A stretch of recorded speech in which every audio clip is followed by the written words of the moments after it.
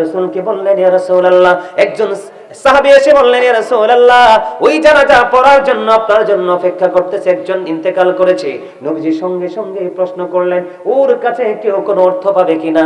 এবং উত্তর দিলেন, ইয়া রাসূলুল্লাহ, উনি একটি দিরহাম ঋণগ্রস্ত আছে। আল্লাহর হাবিব একটা ডাক দিয়ে বললেন, সে একটি দিরহাম যতক্ষণ পর্যন্ত ঋণ তার পরিশোধ না করবে, আমি নবী যদি তার জানাজা পড়িয়ে দেই, এই জানাজা পড়াইলে তার কোনো উপকারে আসবে না, কারণ তার আত্মাটা অন্যের কাছে এখনো পর্যন্ত বন্দী। জোরে জোরে বলেন না নাউজুবিল্লাহ। বললেন, আমিও জানাজা পড়াইলে কোনো লাভ হবে না, কারণ সে ঋণী। তখন হযরতে আবু কাতাদা রাদিয়াল্লাহু তাআলা আনহু তিনি বললেন, ইয়া রাসূলুল্লাহ, তার একটি দিরহাম ঋণ আমি পরিশোধ করে দেব। তারপরে নবীজি ওই ব্যক্তির জানাজা পড়াইছে। তাহলে বুঝে নেন, হক আদায় করবেন যথাযথভাবে, কারণ এখনকার যুগের মানুষ জান্নাতে কেমনে যাবে আমার মাথায় ধরে না। তারা নিজের ক্ষতি যত করে তার চেয়ে বেশি ক্ষতি করে অন্যের। বড় পরের হক যিনি নষ্ট করছেন, খেয়াল করেন, পরের হক যিনি নষ্ট করেছেন, আপনি যখন ফুলছেরাতের পুলে যখন উঠবেন, আল্লাহর কুদরতি হাত দিয়ে ধাক্কা দিয়ে আল্লাহ নিজেই জাহান্নামে ফেলে দিবে। তার কারণ হলো, মনে রাখবেন, খোদা প্রাপ্তির পথ রয়েছে লুকানো, রয়েছে মানব সেবার মাঝে। পাবো না কোথাকে আল খেল্লা তাসবিহ আর যায় নামাজে। আমি নামাজ পড়লাম, রোজা করলাম, দাড়ি রাখলাম, বড় বড় জুব্বা পরলাম, পাঞ্জাবি পরলাম, কিন্তু সৃষ্টিকে ভালোবাসতে পারলাম না। যখন যাকে যেইভাবে ভালোবাসার প্রয়োজন সেটা করতে পারলাম না, আপনার আমার এই গোলামি দিয়ে আল্লাহর দিদার মিলবে না। তুমি ছাড়া শূন্য জীবন, আমি যে বড় একা। এত যে সুন্দর নূর নবীজি, নামটি মধুমাখা। তুমি ছাড়া শূন্য জীবন, আমি যে বড় একা। পথ চেয়ে আছি আমি, বলেন, পথ চেয়ে আছি আমি, কবে দিবা দেখা। এত যে সুন্দর নূর নবীজি, নামটি মধুমাখা। তুমি ছাড়া শূন্য জীবন, বলেন, তুমি ছাড়া শূন্য জীবন, আমি যে বড় একা। নিজের চরিত্রের কারণেই আমরা হয়ে গেলাম, ও বন্ধু, সবচেয়ে কম দামি। কথা বলেন না কেন? আল্লাহ রাসূল বলেছেন, পবিত্র কালামে হাকিমের মাধ্যমে আল্লাহ জানিয়ে দিলেন, সূরা ৩ আমরা সুন্দর। সূরা ইনফিতরে বলেছে, আল্লাহ আমাদেরকে আল্লাহর মন মতো করে বানাইছে। সুবহানাল্লাহ বলেন না? এখন এই মন মতো সুন্দর মানুষগুলো আজকে কি সুন্দর আছে? আসলে সুন্দর। আপনার মাথার মধ্যে চুল আছে, চুল কাটার স্টাইল কিন্তু নবীজি জানিয়ে দিয়েছে সুন্নাহ মোতাবেক। হয় আপনি বাবরি রাখবেন, না হয় চুলটা একই রকম করে কাটবেন। মাথার চুল কাটার স্টাইল, এটা তো আপনি এই হকটা আদায় করতে হবে। কথা বলেন না কেন? এই হকটা আদায় করতে হবে কি হবে না? কিন্তু আমরা কি করি? করি না। আমরা যখন সেলুনে যাই, কোথায় আমরা কোথায় যাই? আমরা যখন সেলুনে যাই, আমি তো যাই বন্ধু, চুলগুলো ছোট করতে হয় না? যাইতে হয়। যাওয়ার পরে দেখি একটা মুসলমানের বাচ্চার ছবি নাই, সবগুলো ইহুদি নাসারাদের বাচ্চার ছবি। কথা বলেন না কেন? ওই বাচ্চাটারে বাবা তার বাচ্চাটাকে নিয়ে গেছে, নিয়ে যেয়ে কি করেছে, বলছে, বাবা গো, এখান থেকে কোন ডিজাইনটা তোমার কাছে চয়েসফুল, তুমি আমাকে জানাও, আমাকে ইনফর্ম করো। ছেলে বলেছে, বাবা গো, ওইটা। বাবাটা ওই বাবে কি করলো, বাবা ছেলের চুলটা কেটে দিল। কিন্তু স্টাইল তো বিধর্মীদের। কার? বিধর্মীদের। ঠিকানা কোথায়? আল্লাহ বলেছেন, উইদ্দাত লিল কাফিরিন, ওই বেঈমান কাফেরের ঠিকানা হলো জাহান্নাম। আর আল্লাহ আমরা মুসলমানদেরকে সাবধান করেছে, ইন্নাল কাফিরিনা কানু লাকুম আদুব্বাম মুবিনা। আল্লাহ বলেছেন, the heretics are the eternal enemy of the believers. আল্লাহ বলেছেন, ঈমানদারদের প্রকাশ্য শত্রু হলো বেঈমান কাফেররা। আপনি মাথার চুল কেটেছেন বেঈমান কাফেরদের স্টাইলে, আপনি বলেন, আপনি কি মাথার হক আদায় করেছেন? আরে ধরে বলেন না, আরে ধরে বলেন। এবার আসেন দাড়ির কাছে। আসেনি দাড়ি? দুনিয়ার কোনো কিছু নিয়ে যাওয়া যায় না। ও বন্ধু, সঙ্গে যাবে মরার সময় দাড়িটা। কথা বলেন না কেন? কি যাবে? দাড়িটা সঙ্গে যাবে। যেই উম্মতের চেহারার মধ্যে, মুখের মধ্যে দাড়ি থাকবে, ওই উম্মতকে ফেরেশতারা আদবের সাথে প্রশ্ন করবে, বন্ধু কম পক্ষে এক মুষ্টি কি রাখতে হয়? দাড়ি রাখতে হয়। আপনি তো ইহুদিরা, এখন হিন্দু খ্রিস্টানরাও দাড়ি রাখে, আপনি তো তাদেরকে ফলো করে দাড়ি রাখছেন, দাড়ির হক কি আদায় করছেন? এবার আসেন আরেকটা গুরুত্বপূর্ণ কথা, বন্ধু অত্যন্ত মনোযোগ দিয়ে শোনেন। আমাদের মধ্যে যাদের চুল দাড়ি একটু পাইকা যায়, তারা কালো খেজাব দেয় কি দেয় না? এই পাইকা সাদা হয়ে গেছে, কালা দেয় কি দেয় না? হকের কথা বলতেছি, বুঝতেছেন তো আপনারা? ও বন্ধু, আপনারা জানেন কিনা জানি না, আদম সন্তানের মধ্যে, আদম হওয়ার পরে পৃথিবীর বুকে যত সৃষ্টি নবী রাসূল এসেছে, আপনারা ইতিপূর্বে শুনেছেন কিনা জানি না, এই সৃষ্টির মধ্যে সর্বপ্রথম যার দাড়ি মোবারক পেকেছিল, তিনি হলেন ইব্রাহিম খলিলুল্লাহ। সর্বপ্রথম সৃষ্টি জগতে সর্বপ্রথম যার দাড়িটা পেকেছিলেন, তার দাড়ি হলো, তিনি হলেন ইব্রাহিম খলিলুল্লাহ। আমার দিকে তাকান বন্ধু, ইব্রাহিম খলিলুল্লাহ কি করলেন? ওনার দাড়ি দেখলেন একটা দুইটা পেকে গেছে, আল্লাহ রাব্বুল আলামিনকে একটা ডাক দিলেন, ডাক দিয়ে বললেন, আল্লাহ এইটা কি? আমার আল্লাহ ডাক দিয়ে বললেন, ইব্রাহিম এটা তোমার সম্মান। এবার ইব্রাহিম খলিলুল্লাহ একটা ডাক দিয়ে বললেন, আল্লাহ গো, একটা চুল একটা দাড়ি অথবা দুইটা চুল দুইটা দাড়ি পাইকা সাদা হয়ে গেল, এইটা যদি আমার ইজ্জত হয়, এইটা যদি আমার সম্মান বৃদ্ধির কারণ হয়, তাহলে আল্লাহ গো, আমাকে তুমি সম্মান আরো বেশি বাড়িয়ে দাও। আমাদের দেশে চুল পাকলে দাড়ি পাকলে মাথা খারাপ হয়ে যায় কালো খেজাব দেওয়ার জন্য, ইয়াং সাজার জন্য। তো আপনি কালো খেজাব দিলেন, আল্লাহ রাসূল বলেছেন যারা দাড়ি কালো করার জন্য পাকা দাড়িতে কালো খেজাব দিবে, কবুতরের বুকের মতো চকচকে কালো করে দিবে, আল্লাহ রাসূল বলেছেন সে জান্নাতে যাওয়া তো থাক দূরের কথা, জান্নাতের সুঘ্রাণ পর্যন্ত তার নসিবে জুটবে না। তাহলে বলেন তো, আমরা কি হক আদায় করছি? আরো জোরে বলেন, হকটা আদায় করি নাই। এই হক আদায় না করার কারণ হলো, বন্ধু আমি কারণটা সবার পরে বলছি। মনু কি হইবে? কথা কওয়া যাইবে না মনু? মন দিয়ে শুনতে হইবে। ও আপনারা হাসতে পারেন না? অনেক সময় তো কথা বললাম, আপনাদের একটু হাসানোর চেষ্টা করলাম, বরিশাল্লা 2 লাইন কথা বলে আপনারা হাসতেও পারলেন না। এই আল্লাহ রাসূল বলছে সুস্থ থাকার গুরুত্বপূর্ণ মহা ওষুধ হলো হাসি। হাদিস শরীফ তো। তবে অতিরিক্ত হাসা যাবে না, অতিরিক্ত হাসলে অন্তর মারা যায়। সময়ের সাথে সাথে হাসতে হবে। কি করতে হবে? এজন্য বরিশাল্লা 2 লাইন কইলাম মই। আলহামদুলিল্লাহ কম না? আরো জোরে। তাহলে দাড়ির হক আদায় হইছে নি? কই হইল? আমরা একটা সাদা রাখার কথা, ইব্রাহিম খলিলুল্লাহ আল্লাহ কইছে এটা তোমার সম্মান, আল্লাহ তুই এটা বাড়াই দাও, তার মানে আরো পাকাই দাও। মানে আমনে তো 2টার পয়সা 4টা পাকাতে আপনার মাথায় খারাপ হয়ে গেছে, সেলুনে গেছেন, ভাই সবচেয়ে কালাটা লাগাই দাও। ঠিক কিনা বলে? হক আদায় হইছে। এই যে আমার চাচা যেটা দিবেন, আপনি যেটা দিবেন, এটা দিতে পারবেন, এটা দেওয়া মুস্তাহাব। সুবহানাল্লাহ বলেন না কেন? এই যে চাচা দিয়েছে, মেহেদির কালার দিয়েছে, এটা দিতে পারবেন, এটা দেওয়া মুস্তাহাব। সুবহানাল্লাহ বলেন। তবে বলে হুজুর একেবারে কি কালো খেজাব ইউজ করা যাবে না? হ্যাঁ, একটা জায়গায় ইউজ করা যাবে। বলে হুজুর কোথায় গো? ওই কোথায় ইউজ করবেন? আপনি যদি কোনো যুদ্ধক্ষেত্রে যান, আপনার প্রতিপক্ষ এগেইনস্ট পার্টি যদি দেখে আপনার চুল পেকে গেছে, দাড়ি পেকে যাবে, হে বলবে ইউ আর ভেরি উইক। ঠিক কিনা বলে? কইবো এটা তো দুর্বল, স্ট্রং না, এটা তো 2টা একটা শুট করে দিলে ফিনিশ হয়ে যাবে। ঠিক কিনা বলেন?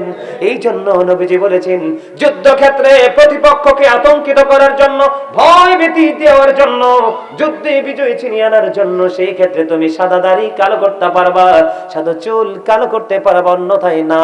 কিন্তু অনেক মানুষ কুউদ্দেশ্যে নিয়ে সাদা দাড়ি কালো করে। ঠিক না বেঠি? আরো জোরে কথা বলেন না কেন? তাহলে দাড়ির হক আদায় হইছে নি? দাড়ির হক আদায় হয় নাই। এবার আসেন বন্ধু একটু নিচের দিকে যাই, দাড়ির পরে আসেন মাজার দিকে। আল্লাহ রাব্বুল আলামিন বলেছেন, ইয়া বানি আদম ক্বাদ আনজালনা আলাইকুম লিবাসান ইউয়ারি সাওআতিকুম ওয়ারিশান ওয়া লিবাসুত তাকওয়া যালিকা খায়র। খেয়াল করেন, গভীর খেয়াল বন্ধু। যুগের পর যুগ, ঘন্টার পর ঘন্টা, রাতের পর রাত, দিনের পর দিন বন্ধু কিতাব ঘেটে ঘেটে আপনাদের জন্য এগুলো সংগ্রহ করেছে। কারণ জীবন যতদিন থাকবে ওই মেসেজগুলো দিতে থাকবো, মানুষগুলো সত্যের পথে আসতে থাকবে। আমার রাসূল বলেছেন, তোমার মাধ্যমে যদি একটা মানুষ সুশিক্ষায় শিক্ষিত হয়, দিনের দিকে ধাবিত হয়, হেদায়েতের ব্যবস্থা হয়, তুমি লাল উটের মালিক হওয়ার চাইতেও তুমি দামি হয়ে গেলা। তার মানে শিক্ষার এত বেশি প্রয়োজন।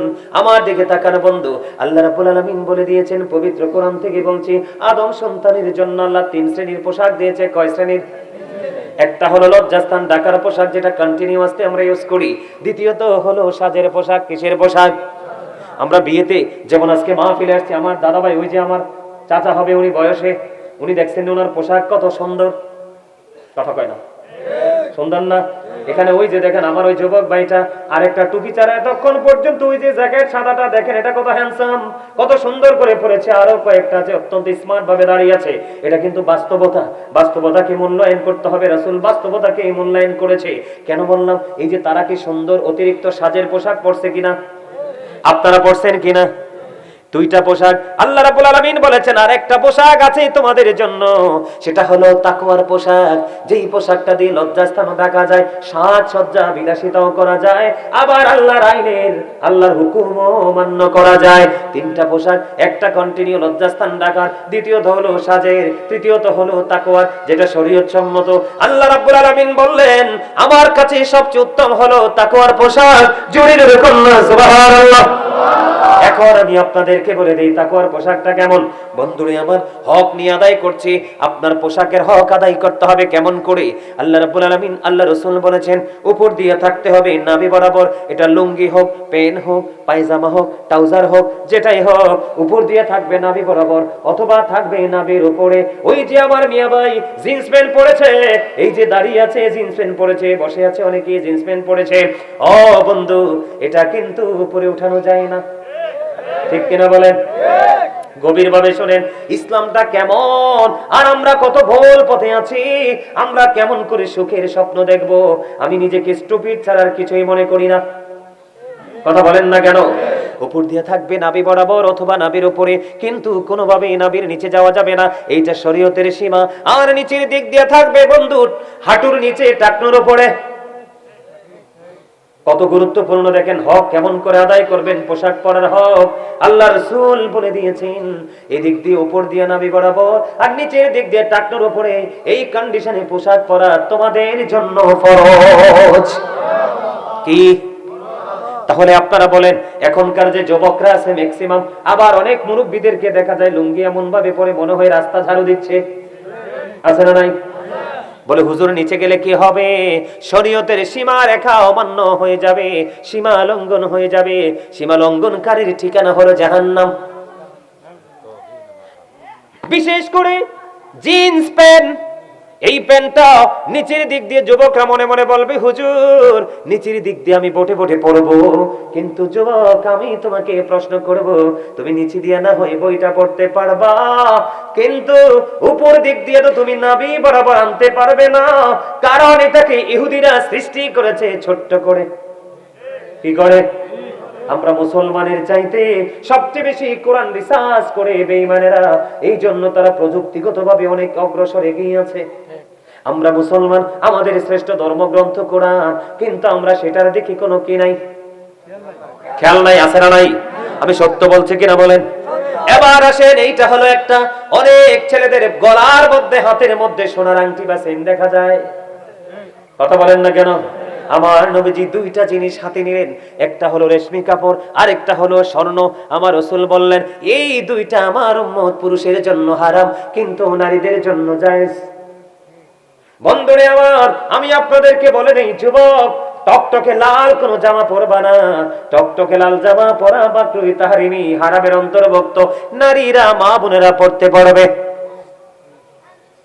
অনেক ছেলেদেরকে দেখি মসজিদে একবার টকটকে লাল গেঞ্জি পরে যায়, টকটকে লাল পাঞ্জাবি পরে যায়, হাতের মধ্যে আংটি দিয়ে দেয়, গলার মধ্যে এগুলো ঝুলায়। পুরুষ তো এমনিতেই সুন্দর, অতিরিক্ত লাগবে কেন? কথা বলেন না কেন? আমার কথাকে বুঝে আসছে? এবার আসেন বন্ধু, আমাদের মধ্যে পুরুষ এবং নারী দুইটা জাত। নারীদের সম্পর্কে আল্লাহ বলেছেন ওয়াকারনা ফি বুয়ুতিকুন্না ওয়ালা তাবাররাজনা তাবাররুজাল জাহিলিয়াতিল উলা। আল্লাহর হাবিব সরকারে মদিনা তিনি বলেছেন ওই জাহিলি যুগের মতো তোমরা তোমাদের রূপটা অন্য কোনো বেগানা পুরুষকে দেখায়ো না, তোমরা পর্দা করো, তোমরা ঘরেই থাকো। কে বলেছে? আমার আল্লাহ বলেছেন। বন্ধুরে আমার, নারীদেরকে কিভাবে পোশাকের হক আদায় করতে হবে, নারীদের মাথা পর্যন্ত, পাতা থেকে পা পর্যন্ত ঢেকে রাখতে হবে।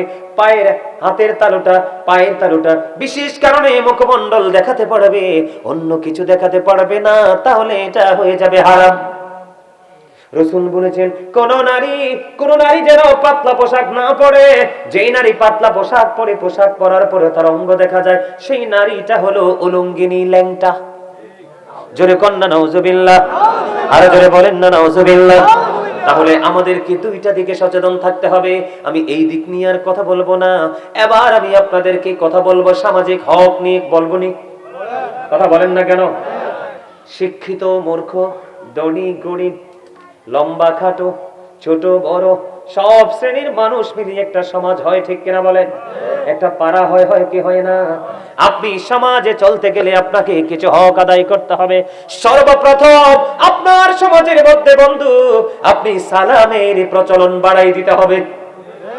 আল্লাহর কাছে সবচেয়ে পছন্দের মধ্যে একটা পছন্দের কাজ হলো পরিচিত হোক অপরিচিত হোক মুসলমানকে দেখলে সালাম দিতে হবে। এইটা তোমার হক আদায় করতে হবে। ও মা, ঠিকঠাক আসতে বলেন, আরো জোরে। বিশ্বাস করেন ওই দিক থেকে অনেক কষ্ট নিয়ে আসছি মনটা, কিন্তু আপনাদের এখানে এসে যখন দুরুদ জিকির করলাম, আপনাদের আওয়াজ শুনে সত্যি মনটা শান্ত হয়ে গেছে। আরো জোরে বলেন না আলহামদুলিল্লাহ। এও অত্যন্ত গুরুত্বপূর্ণ আলোচনা। আমি কিন্তু বিষয় ছাড়া আলোচনা করি না। এই আলোচনা কিন্তু প্রতিদিন করা সম্ভব হয় না। আমার আবার একটা ধর্ম কি, আজকে যে আলোচনা করছি এই বিষয় নিয়ে আগামীকালকে আলোচনা করব না, তারপরের দিন আরেকটা বিষয় নিয়ে করব, তারপরের দিন আরেকটা বিষয় নিয়ে করব, তবে টপিকস আকারে করব। কেউ যদি চারটা বিষয় দেয়, চারটা বিষয়ের উপরে আলোচনা করব, সময় কমিয়ে আনবো, গুরুত্বপূর্ণ বিষয়গুলো আপনাদের সামনে তুলে ধরবো। আমার কথা কি আপনাদের কাছে ভালো লাগে? সবার কাছে এই ওয়াজটা যেন হয় আপনাদের চিরজীবনের পথ চলার সঙ্গী। আল্লাহ কবুল করেন, সকলে বলেন আমিন, আরে বলেন আমিন। বন্ধু, সামাজিক ভাবে পথ চলতে হলে প্রথমত সালামের প্রচলন বাড়িয়ে দিতে হবে। আপনার সমাজের মধ্যে কেউ যদি অসুস্থ থাকে, আপনি তার সেবা করার চেষ্টা করতে হবে। বলে ছোট্ট করে আরেকটা হাদিস এটার সাথে যোগ করে দেই। আমার রাসূল বলে দিয়েছেন, কেউ যখন কোন অসুস্থ মানুষকে দেখতে যাবে, দেখতে যাওয়ার পরে যতক্ষণ না পর্যন্ত সে ফিরে তার গন্তব্যে, তার বাড়িতে না আসবে, ততক্ষণ পর্যন্ত সে যেন জান্নাতি ফল সংগ্রহ করতে থাকলো। সুবহানাল্লাহ বলেন না? এরপরে আসেন, কেউ যদি মৃত্যুবরণ করে তার জানাজায় শরীক হতে হবে।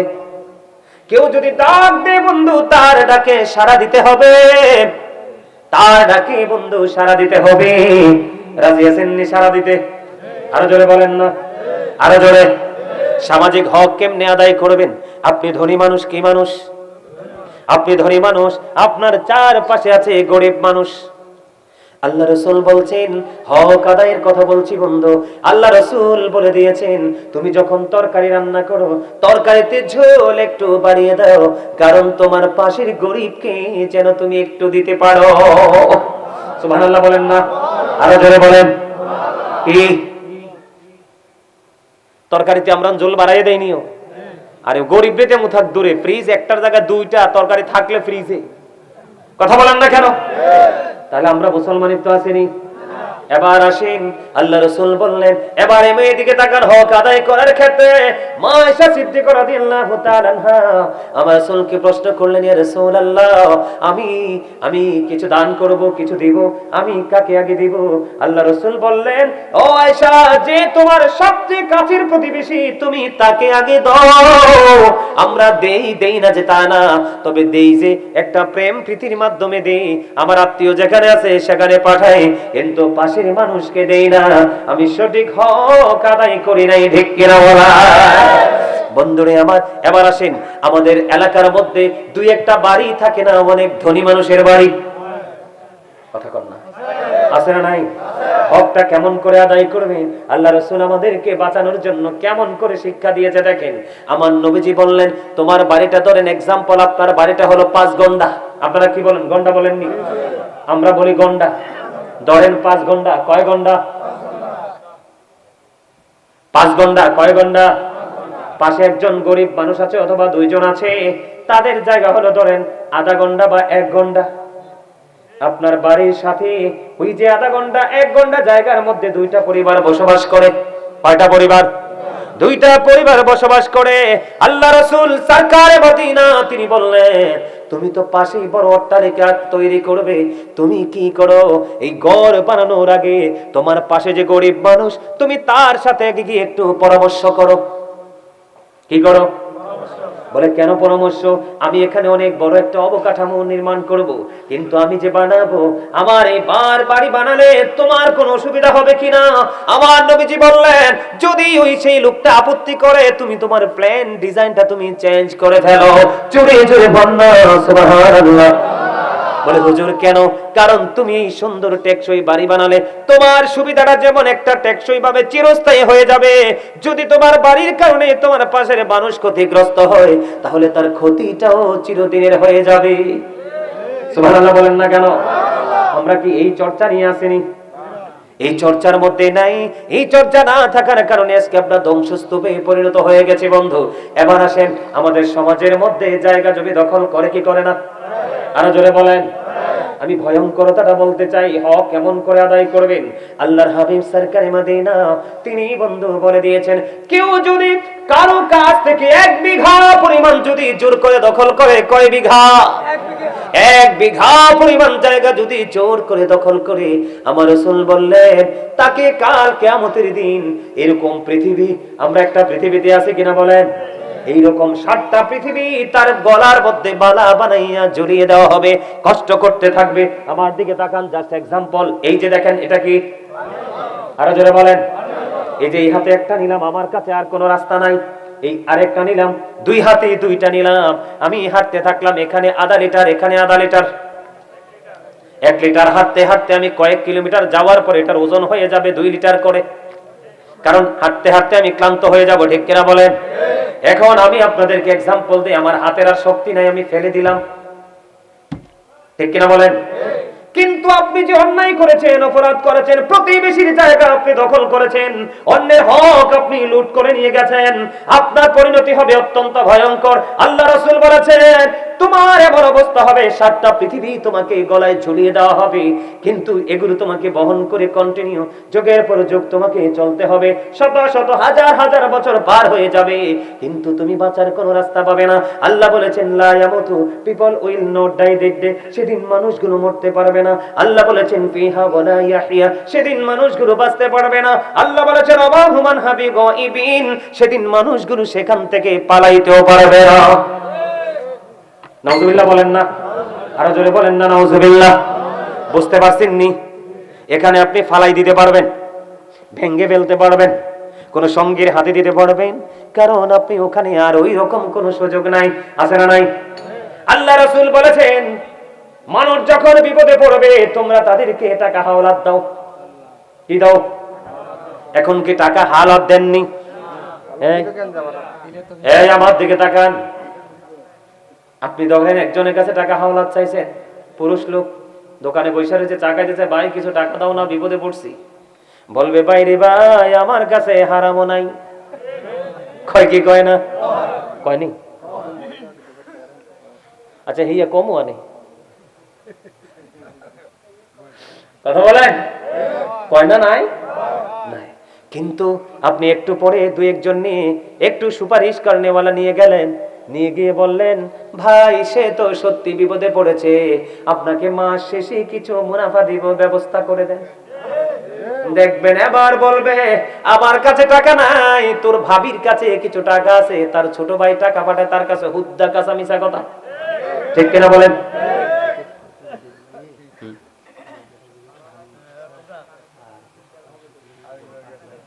আচ্ছা হিয়া করমু আনি, মুই রাজি আছি, আলহামদুলিল্লাহ। কোন আরে জোরে কি কথা কি ভালো লাগে? একবারে বাস্তবতা তুলে ধরছি, হক কেমনে আদায় করবেন। জান্নাতের স্বপ্ন দেখেন, বাপ রে বাপ, জান্নাত কি মামার বাড়ির গাছের পাকা কলা যে গেলাম ছিঁড়ে নিয়ে আসলাম, আশেপাশের মানুষ বলবে আরে এটা অমুক মেম্বারের ভাগিনা, কিচ্ছু বলিস না, ঠিক কিনা বলেন? জান্নাত এমন না, পরিশ্রম করে কষ্ট করে নিতে হয়, ঠিক কিনা বলেন? বন্ধু আমার দিকে তাকান, এবার টাকার ব্যবস্থা হয়ে গেল। কি হয়ে গেল? মহিলারা মহিলাদের সাথে গ্রামে লেনদেন করে, জানেননি? আমার জানা শোনা অনেক মহিলা দেখছি পাক্কা সুদখোর, আছে না নাই?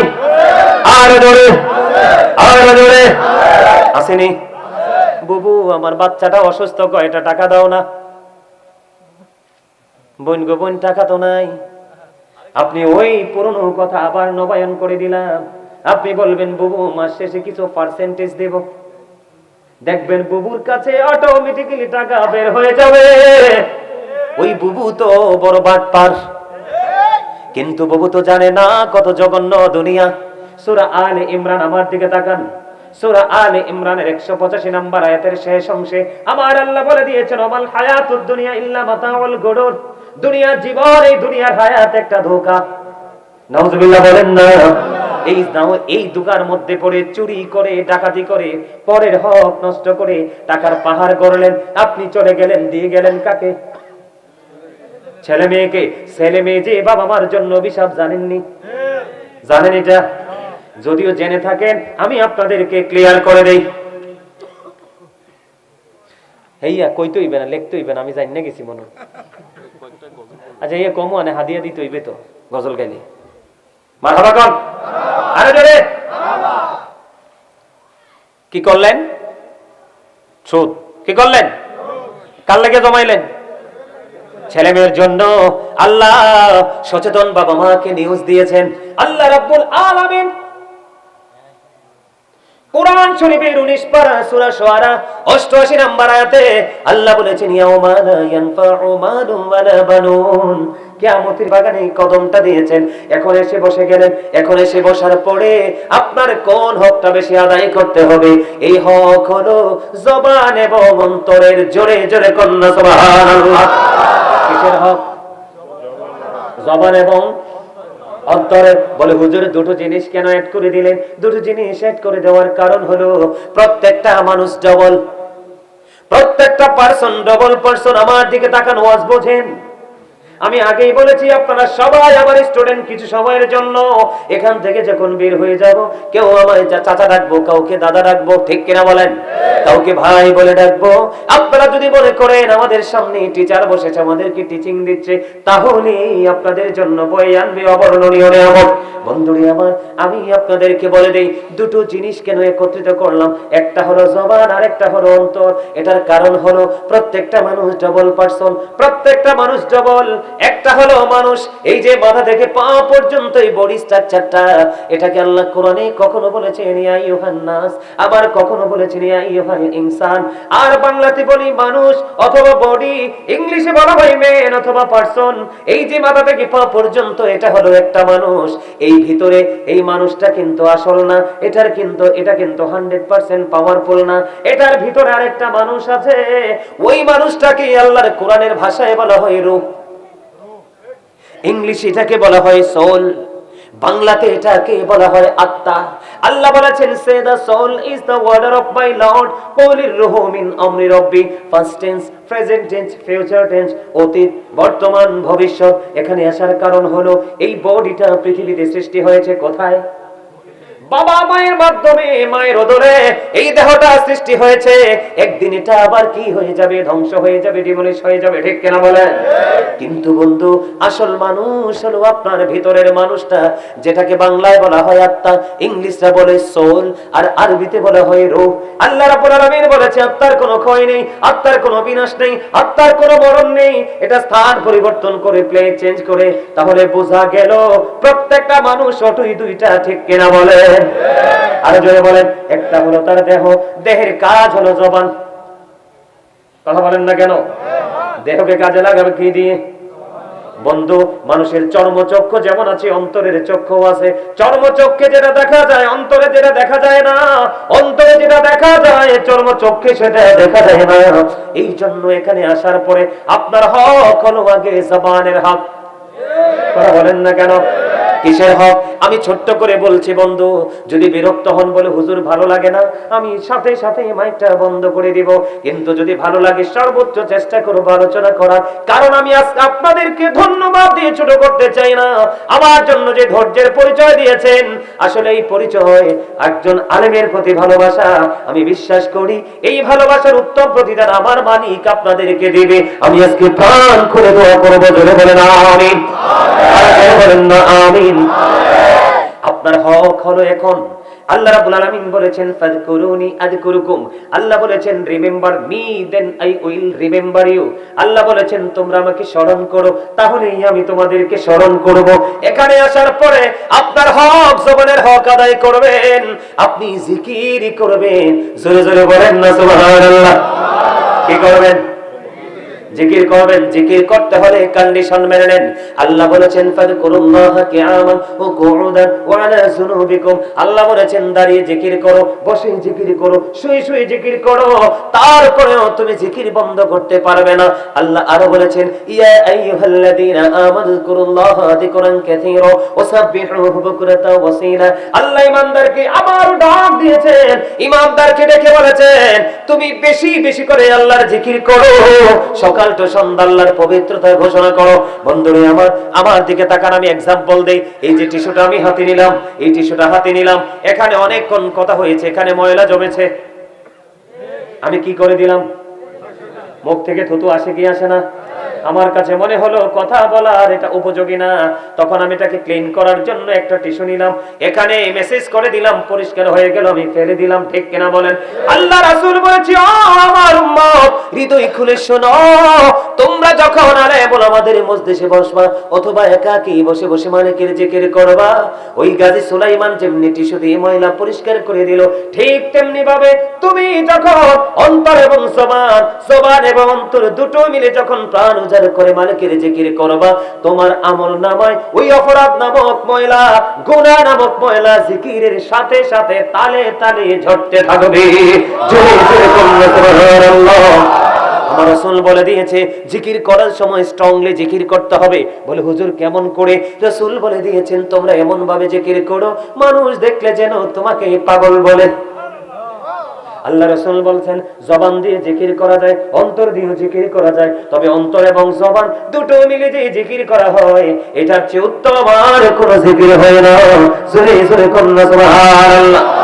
সবচেয়ে মজার খবর হলো ওই যে হাদিস শরীফের একটা টুকরো আমি আপনাদেরকে জানিয়ে দিলাম। আল্লাহর হাবিব বলে দিয়েছেন বন্ধু, আল্লাহ রাসূল জানিয়ে দিয়েছেন বান্দা আল্লাহকে যেমন মনে করে ঠিক আল্লাহ ওই বান্দার সাথে তেমন করে।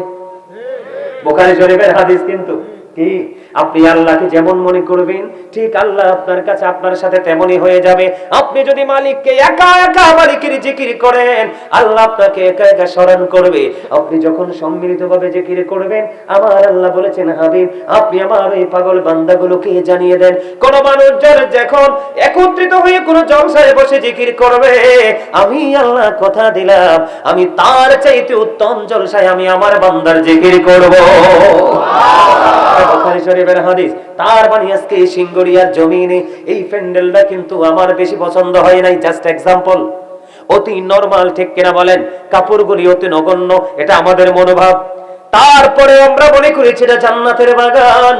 ও বন্ধু, জান্নাতের বাগানে আমরা সবাই একত্রিত হয়েছি, কেউ দাঁড়িয়েছি কেউ বসেছি, আমরা জিকির করতেছি।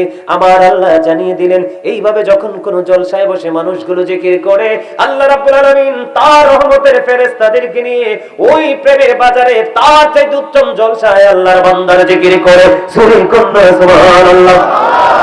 এই মুহূর্তে যদি আপনাকে কেউ একটা প্রশ্ন করে বলে হুজুর, আপনাকে যদি বলে এখানে মাহফিল শেষ করে যাওয়ার পরে বাড়িতে যাওয়ার পরে বলে আমি তো ঘুমাইলাম আর তুমি তো গাজী সুলাইমান আল কাদরী সাহেবের আলোচনা শুনলা, তুমি কি বলতে পারবা তোমার মালিক এখন কি করে? আপনি যদি প্রেম নিয়ে তাকওয়া নিয়ে যদি এখানে বসে থাকেন, আপনি বুকে হাত দিয়ে বলে দিবেন আমি বলতে পারবো আমি তখন আমার মাওলার জিকির করেছি, আমার মালিকও আমার জিকির করেছে। তাহলে আপনার মধ্যে আর যিনি ঘুমিয়েছে তার মধ্যে পার্থক্য আছে না? বিশাল ডিসটেন্স আছে বন্ধু, শুধু এখানে ক্ষান্ত নয়। আমার রাসূল বললেন একজন বান্দা যখন জিকির করতে করতে আল্লাহর দিকে 1 বিঘা পরিমাণ আগায়, আল্লাহর বান্দার দিকে আল্লাহ 1 গজ পরিমাণ এগিয়ে আসে। কেউ যখন 1 হাত পরিমাণ আল্লাহর দিকে এগিয়ে যায়, আল্লাহ কথা দিয়েছে হাবিব আপনি তাকে এই গুড নিউজটা জানিয়ে দেন, আমার দিকে যখন কেউ 1 হাত আসে জিকির করার জন্য, আমি তার দিকে 2 হাত পরিমাণ এগিয়ে আসি। কেউ যদি হেঁটে হেঁটে আমার দিকে আসে জিকির করার জন্য, আমি আল্লাহ তার দিকে দৌড়ে ছুটে আসি। এবার প্রশ্ন আসতে পারে, বলে হুজুর আল্লাহ যে আমার কাছে দৌড়ে ছুটে আসে এটা আমি কেমন করে বুঝবো? তার একটা এক্সাম্পল হলো, আপনি সারা জীবন আল্লাহকে ডাকবেন, আল্লাহ যদি রাজি না হয় আপনি আল্লাহকে পাবেন না, ঠিক কিনা বলেন? তার মানে আপনি পাগল হয়ে পাগলা ঘোড়ার মতো আল্লাহর সন্ধানে বের হয়ে গেলেন। আপনি যত দ্রুত আল্লাহর কাছে যেতে চান তারও আগে আল্লাহ আপনার আপন হয়ে যায়। জোরে জোরে বলেন না সুবহানাল্লাহ। আমি এই বিষয়টা শেষ করে দিচ্ছি বন্ধুরে আমার। এখন আপনাদের কাছে প্রশ্ন আসতে পারে, বলে হুজুর গো এই যে জবানের হক আদায় করলাম জিকির করে, এই জিকির কাকে বলে? আমার আল্লাহ জানিয়ে দিলেন সুবহানাল্লাহ বলা জিকির, আলহামদুলিল্লাহ বলা জিকির, আল্লাহু আকবার বলা জিকির। ও বন্ধু, কাউকে ভালো কাজে ডাকা এটাও জিকির, কাউকে মন্দ কাজ করতে দেখলে থামিয়ে দেওয়া এটাও জিকির, আপনি নামাজে দাঁড়িয়েছেন এটাও জিকির, তবে এটা জিকিরের জলসা। আপনি হজে গেছেন ওইটাও জিকির, তবে ওইটা জিকিরের জুলুস, কারণ ওইটা বিভিন্ন জায়গা পরিদর্শন করে সম্পূর্ণ করতে হয়। জোরে জোরে বলেন না সুবহানাল্লাহ, আরো জোরে বলেন না সুবহানাল্লাহ। সবচেয়ে মজার খবর হলো সব ধরনের জিকির আমি করলাম, কিন্তু শ্রেষ্ঠ জিকির আমরা শ্রেষ্ঠ মনে করি না। ওই জিকিরটা হলো নামাজ। এখন যদি বলি কয়জন মানুষ ফজরের নামাজ পড়ছেন, হাত উঠাইতে পারবেন না। কথা বলেন ঠিক না ঠিক? আরো জোরে বলেন, ভুল বলছি নি কোনো? এবার আপনাদেরকে বলে দেই, এই বিষয়টা ক্লোজ করে দিচ্ছি। আমার আলোচনার ধারায় এমন ছোট্ট ছোট্ট টপিকস আকারে আলোচনা করি যেন মানুষগুলো বুঝতে শুনতে মনে রাখতে সহজ হয়। বন্ধুরি আমার, এই যে শীতের দিন আসলে আপনারা দেখবেন উল্লেখিত কিছু গাছ ছাড়া, যেমন নারকেল গাছ, সুপারি গাছ, খেজুর গাছ আছে না, এরকম তাল গাছ, এরকম উল্লেখিত কিছু গাছ ছাড়া ম্যাক্সিমাম গাছের পাতা শীতের দিনে ঝরে যায়। যায় কি যায় না? আরে জোরে বলেন, যায় কি যায় না? আল্লাহর হাবিব সরকারে মদিনা তিনি বলে দিয়েছেন, শীতের দিনে তিনি বের হলেন, বের হওয়ার পরে তিনি চাইয়া দেখলেন গাছের পাতাগুলো বিরামহীন ভাবে ঝরে ঝরে পড়ছে। এবার আল্লাহ রাসূল কি করলেন, গাছের ঢাল 2টা ধরলেন, ধরার পরে হাদিসের রাবী আবু জরকে ডাক দিলেন, হে আবু জর। আবু জর উত্তর দিলেন, লাব্বাইকা ইয়া রাসূলুল্লাহ, আমি হাজির। আমার নবীজি বললেন, ও আবু জর তুমি চাইয়া দেখো, শীতের কারণে শুষ্ক হয়ে গাছের পাতাগুলো ঝরে ঝরে পড়ছে। আমি নবী কথা দিলাম, আমার আল্লাহ কথা দিয়েছে, আল্লাহর বান্দাগুলো যখন, আমি নবীর প্রেমিক উম্মতগুলো যখন প্রেম নিয়ে, ভালোবাসা নিয়ে, তাকওয়া নিয়ে যখন সে নামাজ পড়ার জন্য দাঁড়িয়ে যাবে, আর নামাজের মাধ্যমে যখন আল্লাহর কুদরতি কদমে সিজদা লাগিয়ে দিবে, আমার আল্লাহ কথা দিয়েছে ওই শীতের দিনের গাছের পাতার মতো আমার ওই বান্দার আমলনামা থেকে দ্রুত গতিতে গুনাহগুলি ঝরে ঝরে আমলনামা পুরো নূরানি হয়ে যাবে। আপনারা কি মজা?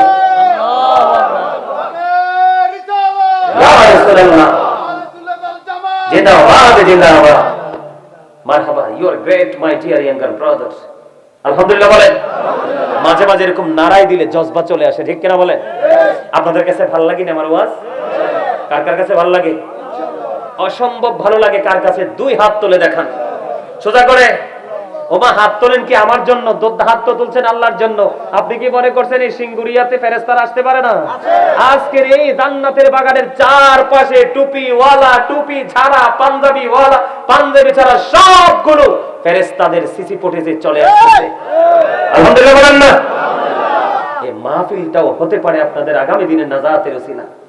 এই যে ধৈর্য ধরেছেন, বিরক্ত হন নাই, যে ধৈর্য ধরেছেন, হুজুর আসবে সে আত্মবিশ্বাস নিয়ে একটু সময় কাজে লাগিয়েছেন, এই সময়টাও হতে পারে আপনার কাল হাসরের ময়দানে নাজাতের ওসিলা। ঠিক কি বলেন? আল্লাহ সবাইকে কবুল করে নিক, সকলে বলুন আমিন। বন্ধু এবার আসেন ছোট্ট করে জিকিরটা শেষ করে দেই। ওই যে জবানের হক, এই যে দেহের হক কেমন করে আদায় করতে হবে, পরে অন্য হকের দিকে যাব, থাকবেন তো নাকি বিরক্ত হবেন? আরো জোরে। এই যে জিকিরে হকটা আদায় করতে হবে, তবে জিকিরটা যথাযথভাবে করতে হবে। বন্ধু আমার দিকে দেখান, নামাজ নামক জিকির করার পরেও মানুষ মিথ্যা কথা বলে। তাহলে হক কি আদায় হয়েছে?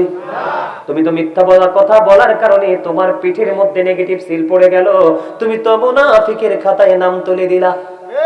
ঠিক কিনা বলেন? কারণ মুনাফিকের এক নাম হলো মিথ্যাবাদী, মুনাফিকের আরেক নাম হলো আমানত খেয়ানতকারী, মুনাফিকের আরেক নাম হলো কথা দিয়ে কথা না রাখা, কথায় কথায় মিথ্যে কথা বলা। আছে বন্ধু লাকসাম, কয় আছে আমি মুজাফফরগঞ্জ। কিসের মাধ্যমে? ঠিক কিনা বলেন? আরো জোরে বলেন। এই জন্য বন্ধু এই নামাজ নামক জিকির এমন একটা প্রেমময়, এই জবানের হক আদায় করলেন, দেহের হক আদায় করলেন নামাজ নামক জিকিরের মাধ্যমে। বন্ধু আল্লাহ রাব্বুল আলামিন সূরা আনকাবুতের মধ্যে বলেছেন, ইন্নাস সালাতা তানহা আনিল ফাহশাই ওয়াল মুনকার, নামাজ মানুষকে খারাপ কাজ থেকে বাঁচিয়ে রাখে। আপনি নামাজ পড়ার পরেও খারাপ কাজ ছাড়তে পারলেন না, আপনি কখনোই নামাজি হতে পারেন না। ঠিক কিনা বলেন?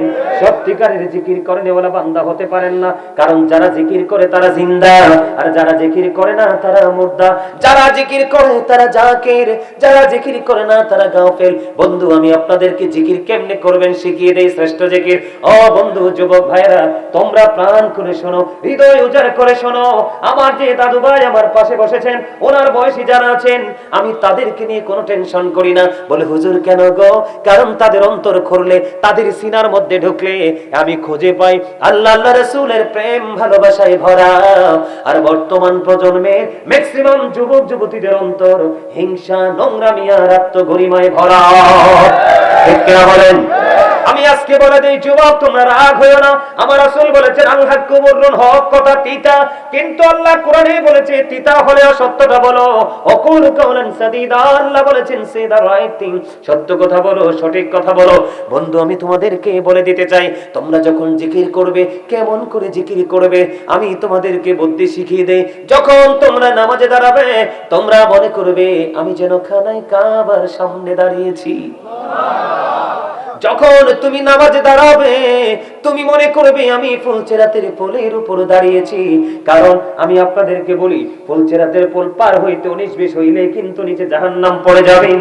ঠিক তেমনি ভাবে নামাজ নামক জিকির এত সতর্কতার সাথে করতে হবে, উদাসীনতা অবলম্বন করা যাবে না। সত্যিকারের নামাজীর জন্য আল্লাহ নিয়ামত বরাদ্দ করেছেন, উদাসীন নামাজীদের জন্য কোনো নিয়ামত নাই। এই কারণে অন্য যত হক আছে আদায় করতে পারে না নামাজ পড়ার পরেও। আর জোরে বলেন না, আছে না নাই? আপনি মনে করবেন ফুলচেরাতের পোলের উপর আপনি দাঁড়িয়েছেন, আর আপনি মনে করবেন এই নামাজ আপনার জীবনের শেষ নামাজ। কি মনে করতে হবে? এটা আমার জীবনের শেষ নামাজ। এই নামাজ শেষ হইতে দেরি, আমার পিছনেই দাঁড়িয়েছে আজরাইল। আমার নামাজটা শেষ হইতে দেরি, আমার প্রাণ পাখি কেড়ে নিতে দেরি করবে না। এইভাবে আপনি নামাজ পড়বেন। আপনি মনে করবেন ডান দিকে আপনার জান্নাত অবস্থিত, আপনি মনে করবেন আপনার বাম দিকে জাহান্নাম অবস্থিত। আপনাকে মনে করতে হবে আমি যে জিকির করছি, আমি যদি আমার মাজার জিকির করছি, আমি যদি আমার মালিককে নাও দেখি, কিন্তু আমার মালিক আমাকে ঠিকই দেখে। এই চিন্তা নিয়ে, এই ভয় নিয়ে, এই তাকওয়া নিয়ে যখন আপনি জিকির করবেন দেহের হক আদায় হবে। কিসের হক? আমি আপনাদেরকে বলি হকটা শেষ করে নেই ছোট্ট করে বন্ধু। আমি আপনাদেরকে বলে দেই ফরজ ওয়াজিব আমল ছাড়াও আপনার আমার জীবনে একটা নামাজ আছে। আমি আপনাদেরকে বলে দেই ফজরের নামাজের পরে আপনি বসে বসে অপেক্ষা করবেন, জিকির করবেন, কোরআন তেলাওয়াত করবেন। কোরআন তেলাওয়াত করার পরে আপনি সূর্য যখন পশ্চিম আকাশে উঠবে, যুবক বন্ধুরা বাবারা সবাই খেয়াল করে শোনেন, ও সিঙ্গুড়িয়ার আমার ভাই আমার বাবা, আমি আমার মা বোনদেরকে ডেকে ডেকে বলছি গো, হৃদয়ের জানালা খুলে তোমরা সবাই শোনো। অত্যন্ত প্রেমময় আমি হক আদায় করার কথা বলছি। আগে আমার বডির হক, পরে অন্যের। ঠিক কিনা বলেন? আপনি সূর্য যখন পশ্চিম আকাশে উঠে যাবে ঠিক সঙ্গে সঙ্গে আপনি ইশরাকের নামাজ পড়ে নেবেন। জানেন এই নামাজের খবর? আল্লাহ রাসূল বলেছেন ওই নামাজটা যদি তুমি পড়তে পারো তাহলে তোমার কি হবে? আল্লাহ রাসূল বলেছেন পরিপূর্ণ তোমার আমলনামায় একটা উমরা এবং একটা বড় হজের সওয়াব দেওয়া হবে। এই ইশরাকের নামাজটা শেষ হওয়ার পরে পরে সূর্য পশ্চিম আকাশে হেলার আগ পর্যন্ত আরেকটা নামাজ আছে, এটাকে দোহার নামাজ, আবার অনেক ক্ষেত্রে এটাকে সাস্তের নামাজও বলা হয়। শুনছেননি আপনারা? নাম পড়েননি আপনারা? দোহার নামাজও বলা হয়, স্বাস্থ্যের নামাজও বলা হয়। ওই নামাজটা কত গুরুত্বপূর্ণ খেয়াল করেন। আল্লাহ রাসূল সরকারে মদিনা তিনি বলে দিয়েছেন, তোমাদের বডির মধ্যে 360টা জোড়া আছে, 360টা পার্টস আছে, 360টা জয়েন্ট আছে তোমাদের এই দেহে। এই দেহের এই যে পার্টস গুলোর হক তো তোমাদেরকে আদায় করতে হবে। ইয়া রাসূলুল্লাহ, ইয়া হাবিবাল্লাহ, হকটা কেমন করে আদায় করব? আপনার আমার প্রাণের রাসূল তিনি বলে দিয়েছেন, তোমার মসজিদের মধ্যে যদি কোনো নাফাকি থাকে, কি থাকে খেয়াল করেন, মসজিদের মধ্যে যদি কোনো নাফাকি থাকে এটা তুমি উঠাইয়া ফেলে দাও। রাস্তার মধ্যে যদি কোনো কষ্টদায়ক বস্তু থাকে তাহলে তুমি এটাও সরিয়ে নাও। এবার আপনি মনে মনে চিন্তা করবেন যে আমার কাছে তো ওই দুইটার একটাও নাই, তাহলে কি করব? আল্লাহর হাবিব সরকারে মদিনা তিনি বলেছে, দুহার নামাজটা তুমি পড়ে নাও, 2 রাকাত থেকে 12 রাকাত পর্যন্ত পড়া যায় 2 রাকাত করে করে, তাহলে তোমার এই দেহের 360টা পার্টসের হক আদায় হয়ে যাবে। জোরে জোরে বলুন না সুবহানাল্লাহ। আমরা সেইভাবে আমল করিনি, কথা বলেন না কেন? আরো জোরে করি। বিশেষ করে সাইয়্যিদুল আইয়াম শ্রেষ্ঠ দিন হলো জুমার দিন। কিসের দিন? আল্লাহ রাসূল বলেছেন, আল জুমআতু ইলাল জুমআ ওয়া রমাদানু ইলা রমাদান মুকাফফিরাতুল লিমা বাইনাহুন্না ইযা তুনিবাতিল কাবায়ের। আল্লাহ রাসূল বলেছেন, সালাতুল খামস, 5 ওয়াক্ত নামাজ, ওয়াল জুমআতু ইলাল জুমআ, এক জুমা থেকে আরেক জুমা, ওয়া রমাদানু ইলা রমাদান, এক রমজান থেকে আরেক রমজানের মাঝখানে যে গ্যাপ আছে, যদি তুমি কবিরা গুনাহ থেকে বেঁচে থাকতে পারো তাহলে এই মাঝখানের গ্যাপের সবগুলো গুনার জন্য বন্ধু উসিলা হয়ে যাবে 2 দিকের আমল। বুঝতে পারছেন? হ্যাঁ, তাহলে আমরা কি সেইভাবে নামাজ পড়ি? এই দিক তাকান, জুম্মার দিনে যে ব্যক্তি সবার আগে মসজিদে যাবে এবং সবার পরে বের হবে, আল্লাহ রাসূল বলেছেন সে মসজিদ থেকে বের হইয়া তার বাড়ি যাইতে যতগুলো কদম লাগবে, কতগুলো? 20টা লাগুক, 50টা লাগুক, 100টা লাগুক, 200টা লাগুক, যতগুলো কদম লাগবে প্রত্যেকটা কদমের বিনিময়ে, আমরা কাইক বলি বাংলা ভাষায়, কি বলি? আপনাদের এখানে কি বলেন? কাইকে তো বলেন। একটা কাইক দাও, 2টা কাইক দাও, এরকম বলি না আমরা? তো বন্ধুরে আমার রাসূল বলেছেন, তুমি জুমার দিনে অন্য সব দিনের চাইতে সবচেয়ে সুন্দর লম্বা পাঞ্জাবিটা পরবা, সবচেয়ে উত্তম করে সব দিনের চাইতে সুন্দর করে গোসল করবা, আলমিরা থেকে সবচেয়ে দামি পাঞ্জাবিটা লাগাবা, মাথার মধ্যে টুপি দেবা, গায়ের মধ্যে সুগন্ধি লাগাইবা, সবার আগে তুমি মসজিদে যে সামনের কাতারে বসবা, তোমার আমলনামায় একটা ওট কুরবানির সওয়াব ঢুকবে।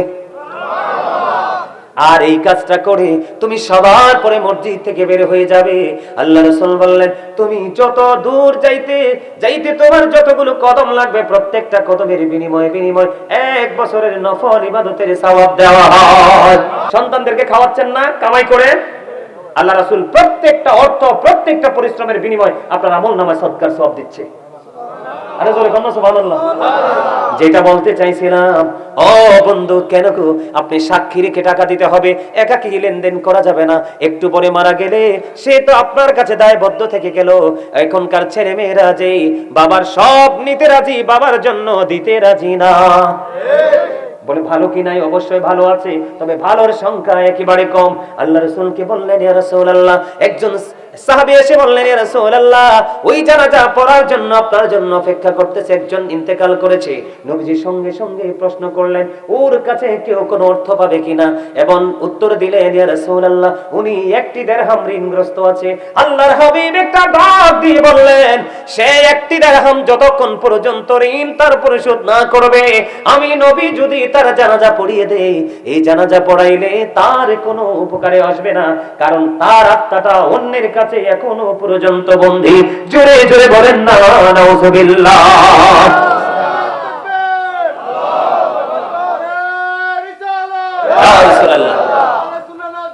জিন্দাবাদ জিন্দাবাদ। ওমা, সিঙ্গুরিয়ার পক্ষ থেকে লাল গোলাপ শুভেচ্ছা কইতা না? আলহামদুলিল্লাহ কোন? আরো জোরে। কথা কি বুঝতে পারছেন? তখন বন্ধুরে আমার, যখন রাসূল বললেন আমিও জানাজা পড়াইলে কোনো লাভ হবে না, কারণ সে ঋণী, তখন হযরতে আবু কাতাদা রাদিয়াল্লাহু তাআলা আনহু তিনি বললেন, ইয়া রাসূলুল্লাহ, তার একটি দিরহাম ঋণ আমি পরিশোধ করে দেব। তারপরে নবীজি ওই ব্যক্তির জানাজা পড়াইছে। তাহলে বুঝে নেন, হক আদায় করবেন যথাযথভাবে। কারণ এখনকার যুগের মানুষ জান্নাতে কেমনে যাবে আমার মাথায় ধরে না। তারা নিজের ক্ষতি যত করে তার চেয়ে বেশি ক্ষতি করে অন্যের। পরের হক যিনি নষ্ট করছেন, খেয়াল করেন, পরের হক যিনি নষ্ট করেছেন, আপনি যখন ফুলসিরাতের পুলে যখন উঠবেন, আল্লাহর কুদরতি হাত দিয়ে ধাক্কা দিয়ে আল্লাহ নিজেই জাহান্নামে ফেলে দিবে। তার কারণ হলো, মনে রাখবেন, খোদা প্রাপ্তির পথ রয়েছে লুকানো, রয়েছে মানব সেবার মাঝে। পাবো না কোথাকে আল খেল্লা তাসবিহ আর যায় নামাজে। আমি নামাজ পড়লাম, রোজা করলাম, দাড়ি রাখলাম, বড় বড় জুব্বা পরলাম, পাঞ্জাবি পরলাম, কিন্তু সৃষ্টিকে ভালোবাসতে পারলাম না। যখন যাকে যেইভাবে ভালোবাসার প্রয়োজন সেটা করতে পারলাম না, আপনার আমার এই গোলামি দিয়ে আল্লাহর দিদার মিলবে না। কথা বুঝতে পারছেন? এইরকম অনেক হক আছে, বাকিগুলো আপনারা বুঝে নেবেন। কথা বুঝতে পারছেন? ওমা, সময় তো কম হইছে না, অনেক সময় হয়ে গেছে। হ্যাঁ, একটা বেজে গেছে। আলহামদুলিল্লাহ বলেন আরো জোরে। আমার মা বোনেরা আমার কাছ থেকে গজল শুনতে চাইছেন, কোন গজল শোনাবো কোন তো? ওনাদের পছন্দ কোনটা আমি তো জানি না। আমি কি আমার পছন্দ মতো গাইবো? আমার পছন্দ মতো? আমরা সবাই আমার সাথে সুর দিবেন, রাজি আছেন? আর ওয়াজের মধ্যে মাঝে মাঝে একটু গজল না গাইলে মজাও লাগে। আপনাদের সবার পরিচিত একটা গজল গাই, সহজে সবাই সুর দিতে পারবেন। গাইবো? আমি তোমার প্রেমের ভিখারি ইয়া রাসূলুল্লাহ, আমি তোমার প্রেমের ভিখারি ইয়া রাসূলুল্লাহ, ইয়া হাবিবাল্লাহ, আমি তোমার প্রেমের ভিখারি। তুমি তো বোকা, বুদ্ধি নাই। যখন শান গাওয়া হয় তখন ইকু বাড়াই দিতে হয়। সুরের তালে তালে বাজনাও বাজে, নাচে, সুর এমনি আসে, ঠিক কিনা? এখন আরে জোরে যুবক ভাইয়েরা, আমি বেশি খুশি হব তোমরা যদি একটু আমার সাথে সুর দাও সবাই। হ্যাঁ, আমি ছেড়ে দিলে তোমরা ধরবে, ঠিক আছে? আল্লাহ রাসূলের শানে শান গাইলে আল্লাহ রাসূল খুশি হয়, আর আল্লাহ রাসূল যদি খুশি হয়, অটো আল্লাহ খুশি হয়ে যায়। আমরা যে শুধু গাই এরকম না। আমার রাসূলের জামানায় হাসান ইবনে সাবিত রাদিয়াল্লাহু তাআলা আনহু মসজিদে নববীর মিম্বরে দাঁড়িয়ে দাঁড়িয়ে নবীজির শান গেয়েছিলেন। সুবহানাল্লাহ বলেন না? আরে জোরে বলেন। অত্যন্ত প্রেমের একটা গজল, আমার সাথে সবাই গাইবেন, রাজি আছেন? আমি তোমার প্রেমের ভিখারি ইয়া রাসূলুল্লাহ, আমি তোমার প্রেমের ভিখারি ইয়া রাসূলুল্লাহ, ইয়া হাবিবাল্লাহ, আমি তোমার প্রেমের ভিখারি, আমি তোমার প্রেমের ভিখারি ইয়া রাসূলুল্লাহ, আমি তোমার প্রেমের ভিখারি ইয়া রাসূলুল্লাহ, ইয়া হাবিবাল্লাহ, আমি তোমার প্রেমের ভিখারি। তোমার প্রেমের গোড়া সুরে নাই যে তুলনা, নাই যে তুলনা, গোড়া সুরে নাই যে তুলনা। তোমার প্রেমের গোড়া সুরে নাই যে তুলনা, নাই যে তুলনা, গোড়া সুরে নাই যে তুলনা। তোমার প্রেমে জিন্দা হলো উস্তরে হান্নানা ইয়া রাসূলুল্লাহ, আমি তোমার প্রেমের ভিখারি ইয়া রাসূলুল্লাহ, ইয়া হাবিবাল্লাহ, আমি তোমার প্রেমের ভিখারি। তোমার প্রেমের গোড়া সুরে নাই যে তুলনা, নাই যে তুলনা, গোড়া সুরে নাই যে তুলনা।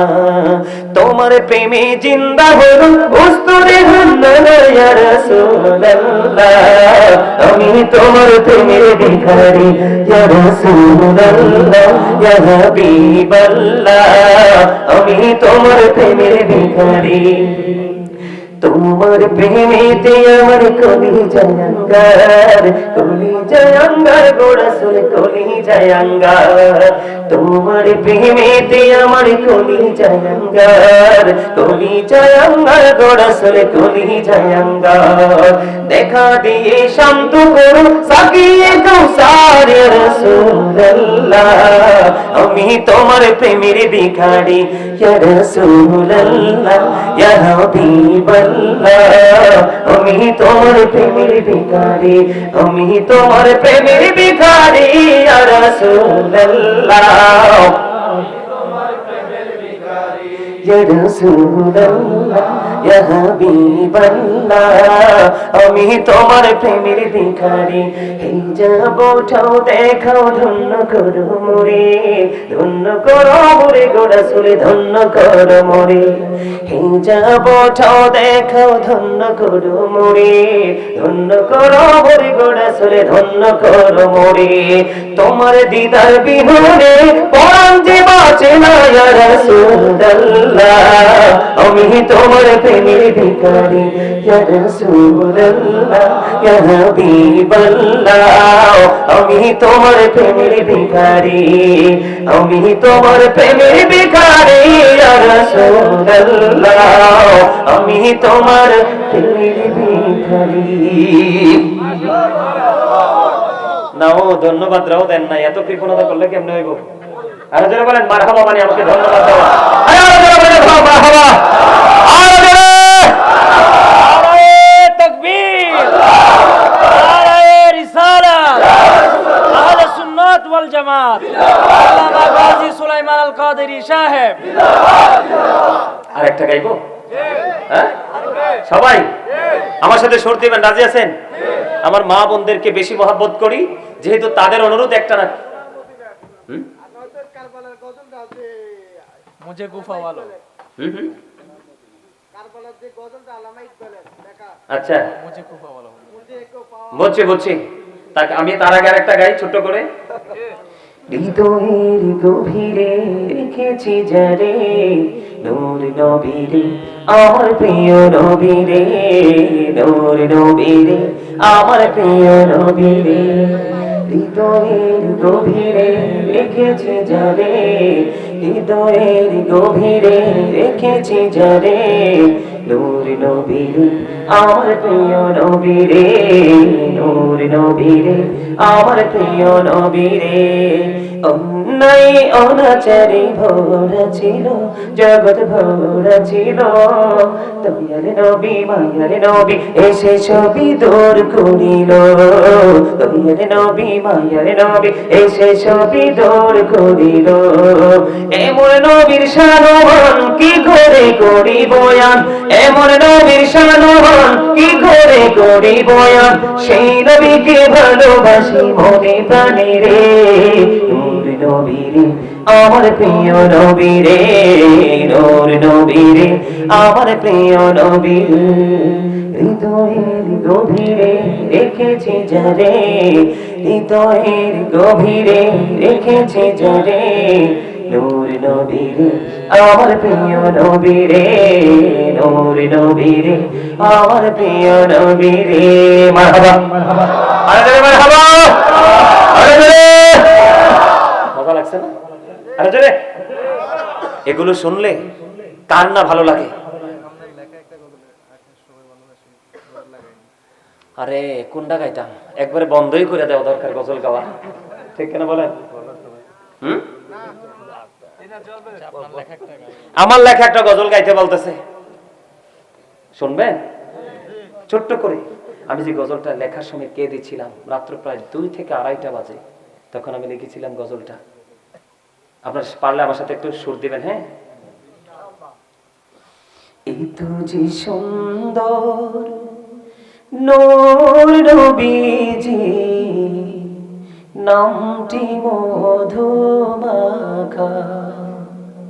তুমি ছাড়া শূন্য জীবন আমি যে বড় একা এত যে সুন্দর নূর নবীজি নামটি মধুমাখা তুমি ছাড়া শূন্য জীবন আমি যে বড় একা পথ চেয়ে আছি আমি বলেন পথ চেয়ে আছি আমি কবে দিবা দেখা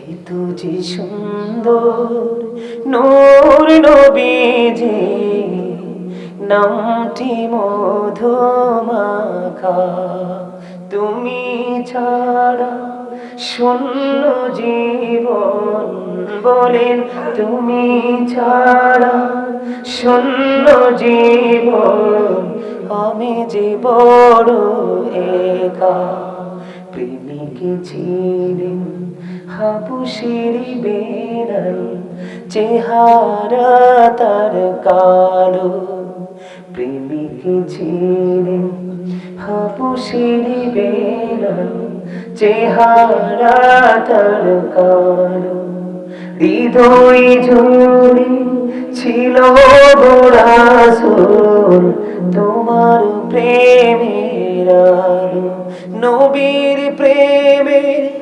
ইতিহাসে বলেন নবীর প্রেমের ইতিহাসে এই নামটি আছে লেখা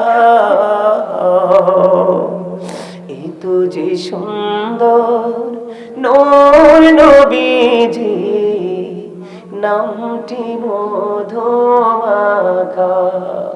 তুমি ছাড়া শূন্য জীবন বলেন তুমি ছাড়া শূন্য জীবন আমি যে বড় একা পথ চেয়ে আছি আমি বলেন পথ চেয়ে আছি আমি কবে দিবা দেখা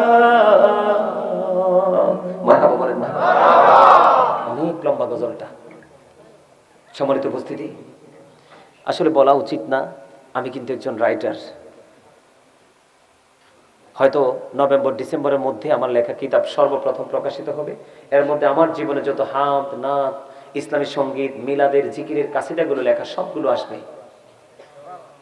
অনেক অনেক হামদ নাত ইসলামী সঙ্গীত আমি লিখেছি এর মধ্যে আমার এই যুবক ভাই এদিক থেকে সবাই এক একটা অনুরোধ করতেছে তোমরা তো এগুলো শুনেছো আমার লেখা যেগুলো নতুন আমি এগুলো থেকে একটু আরেকটা গজল শোনাই যেহেতু আমি হক নিয়ে আদায় করেছি এত আলোচনা করেছি এই যে আমরা এতগুলো কাজ করেছি নিজের উপর কি নিজে জুলুম করছি না কথা বলেন আমি কি নেগেটিভ পজিটিভ সাইডগুলো তুলে ধরছি না তো এই যে যে কাজগুলো করছি এগুলো কি আমরা আমাদের উপর অন্যায় করছি কিনা কথা বলেন না অন্যায় করছি তো তো এই অন্যায়ের জন্য দায়কে কাকে নিতে হবে আমাদের নিজেদেরকে নিতে হবে তাই না কাউকে দোষ দেওয়া যাবে না এই জন্য জালেম যারা অত্যাচারে যারা তাদেরকে নিয়ে আমি একটা গজল লিখছি একটু গাইবো আমরা পারলে আমার সাথে গাইবেন ছোট্ট করে গাইবো সুন্দর করে পারলে আমার সাথে সুর দিবেন জুলুম যারা করে না বন্ধু হারাই না দুকুল জনম জনম কে দিও তোমার হবে না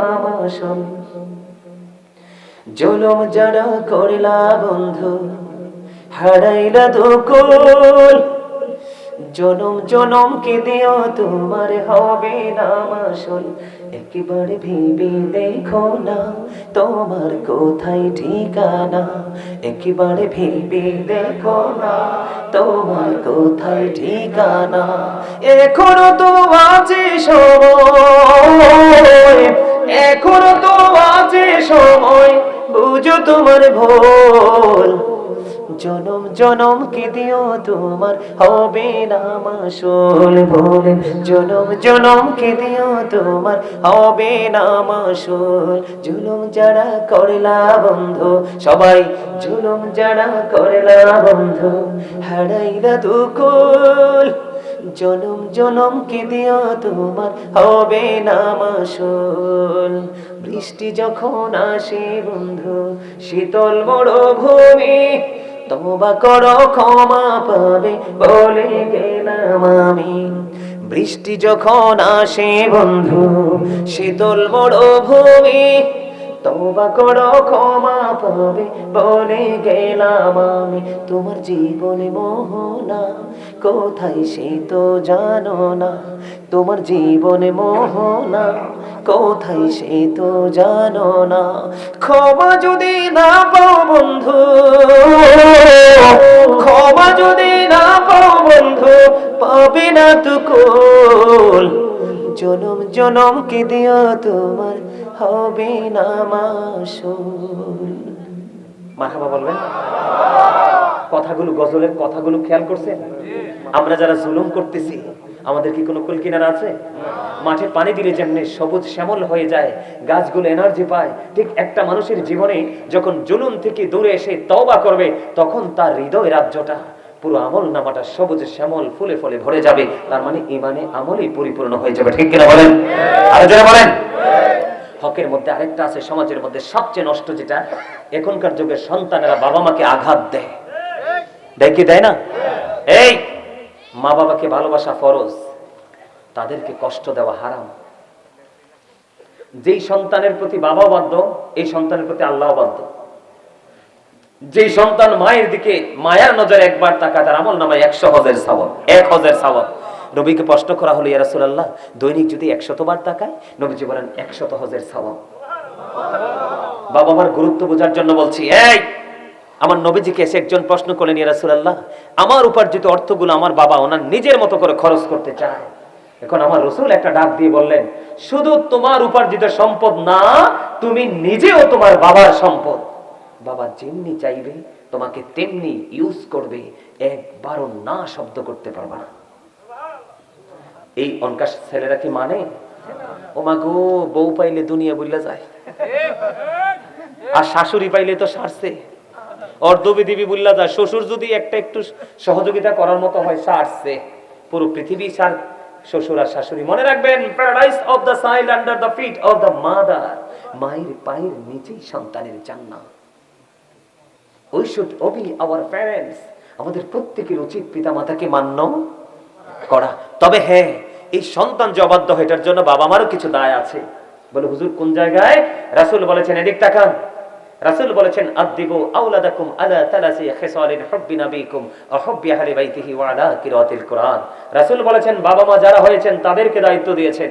আপনারা যারা বাবা মা হয়েছেন, আপনারা সন্তানের ক্ষেত্রে 3টি দায়িত্ব পালন করতে হবে। একটা হলো হুব্বি নাবিকুম, সন্তানকে নবীর ভালোবাসা শিখাইতে হবে। এরপরে বলেছেন হুব্বি আহলি বাইতিহি, নবীর পরিবারের ভালোবাসা শিখাতে হবে। এরপরে বলেছে ওয়া আলা কিরাতিল কুরআন, কোরআন তেলাওয়াত শিখাতে হবে। এখন বলেন তো কয়টা বাবা মা সন্তানকে শিক্ষা দেয়? দেয়? দেয় না? দেয় না। তো আমি সর্বশেষ বাবা মাকে নিয়ে আলোচনা, একটা গজল গেয়ে আমি আজকে আলোচনা শেষ করে দিব, যেহেতু আমার মায়েরা গজল শুনতে চাইছে। একটু গাইবো মায়ের সাথে গজল? সবাই বলেন গাইবো? আরো জোরে। শয়নি স্বপনে শুধু মা তোমার কথা মনে হয়, শয়নি স্বপনে শুধু মা তোমার কথা মনে হয়, কতদিন দেখি না তোমার, ভুলে কি গেছো আমায়, ভুলে কি গেছো আমায়, আদর সোহাগ মাগো আর কথা পাবো, কারা চলে আমি নিজেকে জড়াবো, আদর সোহাগ মাগো আর কথা পাবো, কারা চলে আমি নিজেকে জড়াবো, কার কাছে ধরবো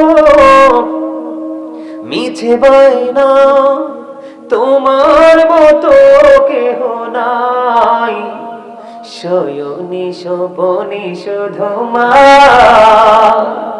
তোমার কথা মনে হয়, আমার ভুবন জুড়ে শুধু দুঃখ জানা, কে আর পরাবে আমায় সুখের সীমালা, আমার ভুবন জুড়ে শুধু দুঃখ জ্বালা, কে আর পরাবে আমায় সুখের সীমালা, কবরে কে দেবে আর কাজলের টিপ, তুমি তুমি জেনে ধরায় শয়নে স্বপনে শুধু মা তোমার কথা মনে হয়, বললেন আমার মা নাই, আমার বাবা নাই, দয়াল রে দয়াল, আমার কি মা ডাকার সাধ নাই রে, আমার কি বাবা ডাকার সাধ নাই রে, বললেন আমার মা নাই, আমার বাবা নাই, দয়াল রে দয়াল, আমার কি মা ডাকার সাধ নাই রে, আমার কি বাবা ডাকার সাধ নাই রে। ঘরে যাইয়া সবাই দেখে মা জননীর মুখ, বাবা যখন মাথায় হাত দে ভুলে যাই সব দুঃখ। বলেন ঘরে যাইয়া সবাই দেখে মা জননীর মুখ, বাবা যখন মাথায় হাত দে ভুলে যাই সব দুঃখ। বলেন আমার মা নাই, আমার বাবা নাই, দয়াল রে দয়াল, আমার কি মা ডাকার সাধ নাই রে। যার মা নাই সে বুঝি তার পৃথিবী কত ছোট, যার বাবা নাই সে জানে সে কতটা আশ্রয়হীন, ঠিক কিনা বলেন? যাদের বাবা মা আছে সবার কাছে আকুল আবেদন থাকবে বাবা মার জন্য, বাবা মাকে ভালোবাসবেন, তারা যেইভাবে চায় যতটুকু চায় দেওয়ার চেষ্টা করবেন, না পারলে বাবা মাকে মিষ্টি ভালো আচরণ দিয়ে তাদেরকে সন্তুষ্ট রাখবেন। আর যাদের মা বাবা দুনিয়াতে নাই তারা প্রতি জুম্মার দিনে জুমার নামাজ শেষ করে বাবা মার কবর জিয়ারত করতে যাবেন।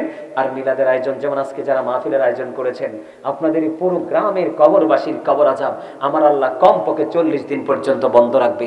আল্লাহ আমাদের সবাইকে প্রত্যেকটা জায়গায় প্রত্যেকটা সেক্টরে যেভাবে হক আদায় করে আমরা চলবো ঠিক সেইভাবে চলার তৌফিক যেন দান করে সকল বলুন আমিন। আর জোরে বলুন আমিন।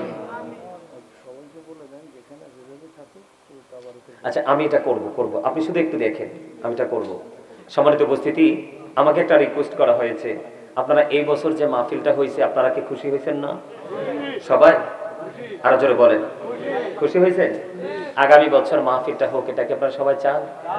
যদি চান বাকি না, আমার কাছে যার যা আছে যতটুকু সম্ভব আপনারা একটু দয়া করে এই মাহফিলের জন্য একটু সহযোগিতা করবেন। রাজি আছেন? ওমা আমি তো বলি নাই আপনার ক্ষতি করে দিতে, এই 2-4-5 মিনিট